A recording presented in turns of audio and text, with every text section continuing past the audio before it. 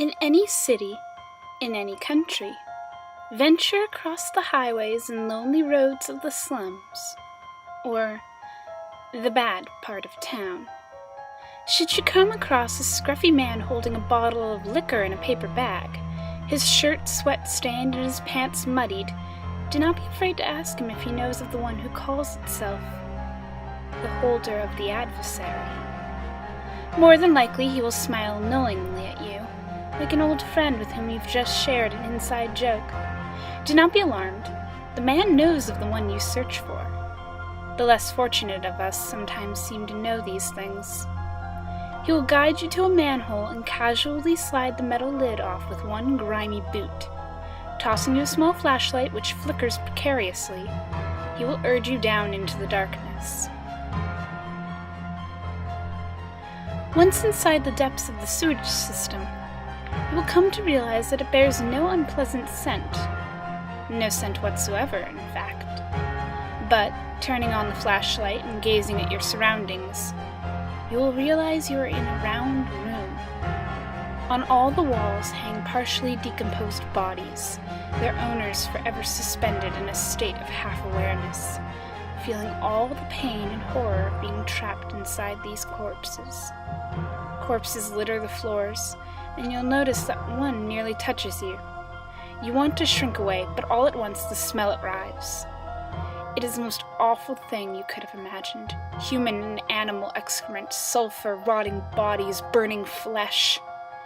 You are momentarily paralyzed by the horror of it, and when you recover, you do your best to will yourself not to throw up. A thought appears in your head. We are the remains of the ones who could not face the adversary. You gulp, fearful, and stare around you, searching for the source of the voice.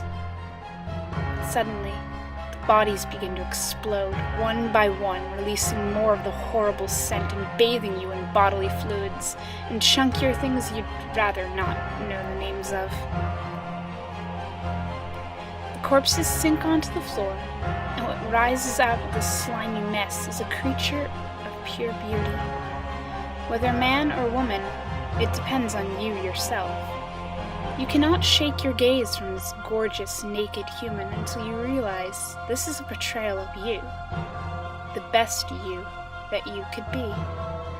Confident, smiling a gentle, patient smile. They have everything you could ever wish for yourself to become. You are overcome by a sudden jealousy, a total anger, and need to destroy this perfect you.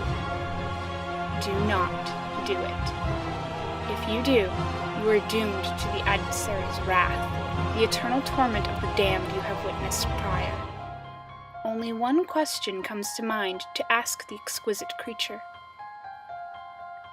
What could they destroy?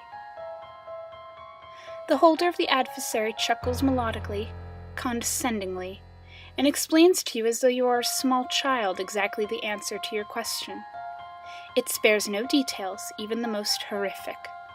Strangely, however, the story is interesting and calming to listen to, and you find yourself absorbed in a childlike fascination with the Holder. You liken the Holder's story to one told to you by a loved one or a guide when you were a child, and you know that you now have the key to defeating the adversary, that which the damned could not acquire. What will you do now, my child? The Holder asks you, smiling pleasantly, as it places an object in your palm and closes your hand around it. You mustn't open your hand until you are free of this place, says the Holder, as a fitting goodbye. Once having escaped from the sewer, you open your fingers, which feel strangely stiff.